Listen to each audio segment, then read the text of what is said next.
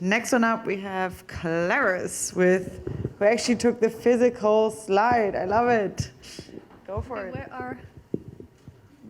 We have two, where's the third? You're there, okay. So we're coming.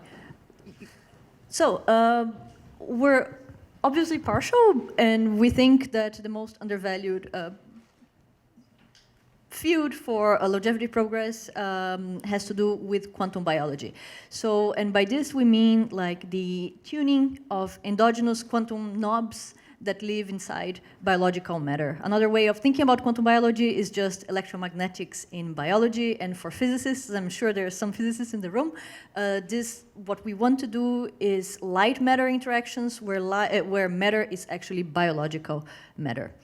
Where we are today. So today, and like this has been true for the past 30 years, there is a lot of correlational data that quantum mechanics plays a role in biology. This means that there's a lot of data for chemistry in test tubes, that chemical reactions are being altered by quantum effects, especially, for example, via weak magnetic fields. And this data is positively correlated with the way certain organisms behave. Okay, so organisms end up behaving in a way that is consistent with there being chemical processes inside them that depend on quantum objects. However, there is nothing in between a test tube and, say, a fly, thousands of cells, and like a bird. Okay? So what we propose that should be the next step is trying to bridge those two landscapes and start trying to understand from the bottom up how quantum processes might be affecting biological processes at the cellular level. Okay? So in the short term, we think that we need to do experiments that probe quantum mechanical degrees of freedom at the same time that it probes cellular processes, physiology at like the nanoscale, right? So what we want to do in the long term, say in 25 to 50 years from now, is to have a deterministic control of quantum knobs inside biomatter via the application of weak electromagnetic fields. And in the medium term, in between, like how do we get there? I think it's important that we mention that we need to do some training on how do we train people to become quantum biologists, right? Because it's an interdisciplinary science that involves from physicists to chemists to biologists to engineers, so we need to do some proper training. And both privately and publicly, we need to raise awareness to this field. Right now, we're in no man's land.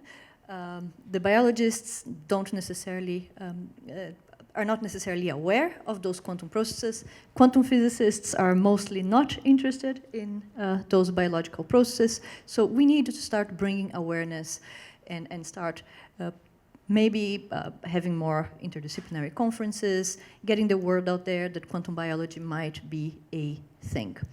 And I think that one vision would be that would say 10 to 20 million over 10 years, we can start building those instruments that can actually push the field forward.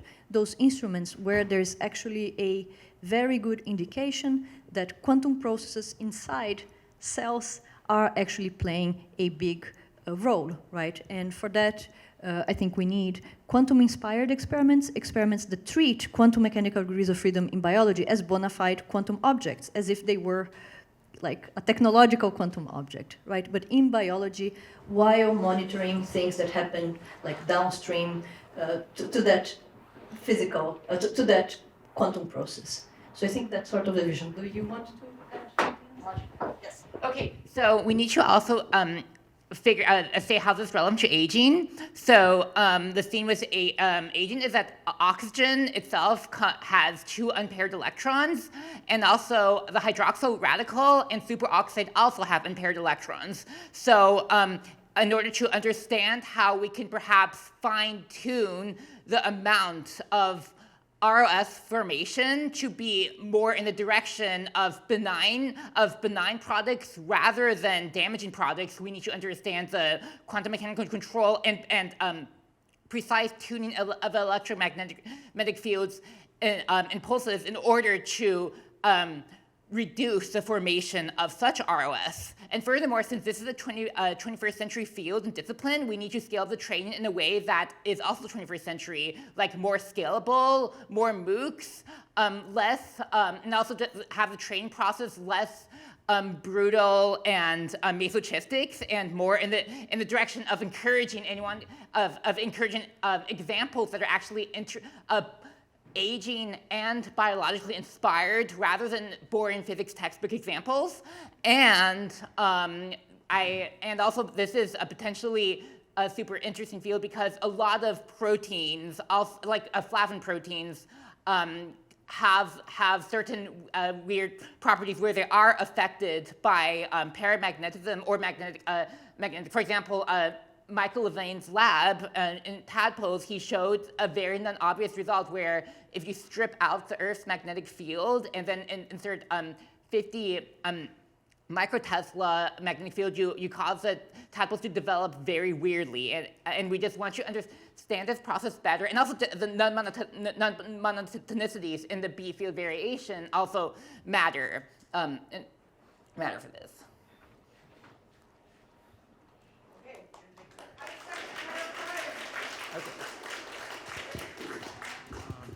That would be nanotesla, I think. Okay, I was wondering if you could narrow your definition a little bit because, well, a couple collaborators and I at Caltech a few decades ago first figured out what controls electron tunneling in proteins, and we have like thousands of citations and stuff from it. And like electron tunneling, which is a quantum phenomenon, it happens all over the place in biology, and it's like part of like every mitochondrial electron transport chain, photosynthesis, these metalloproteins that, you know, cytochromes and livers and stuff like that. So is there a way you could narrow it to like close that avenue of doubt from people who are, when you say the word quantum and it includes all this stuff, you could say like, we're interested in the effect of small magnetic fields on quantum effects in proteins or something like that? I can give my take. So again, there seems to be different flavors of quantum biology that pops up, right? My personal best bet is that spin phenomena are happening in many places because those phenomena are slightly, well, by orders of magnitude, slower than, for example, tunneling. So I think that spin physics might just take long enough for nature to develop better. So I think that if a good avenue then is to look at the effect of weak magnetic fields onto spin-dependent chemical reactions. I think spin physics is still a pretty cool title. You know, like, Yes?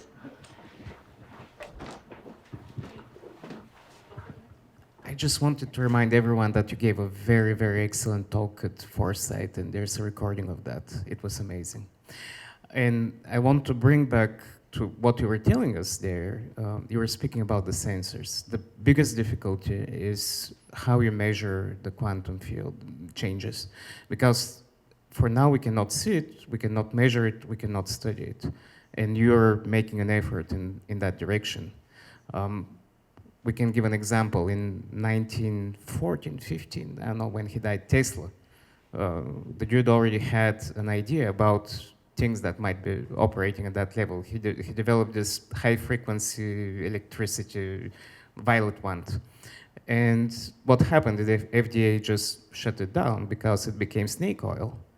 But it might be having quantum effects, no one knows. Okay, I'll quickly let you respond. And then...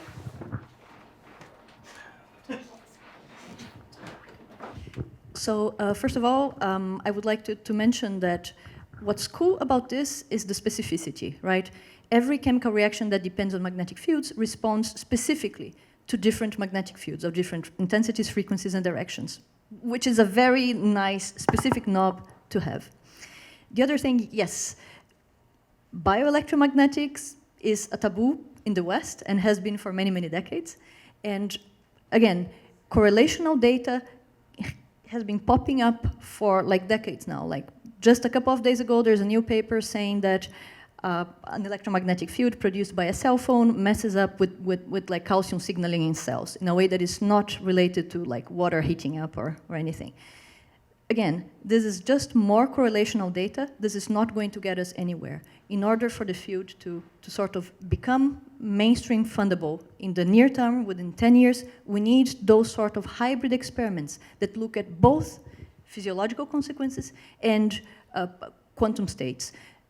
Just a tiny 2 seconds on how one can measure spin states in such cells, right? So most of those proteins that can sustain spin-dependent chemical reaction have a very nice,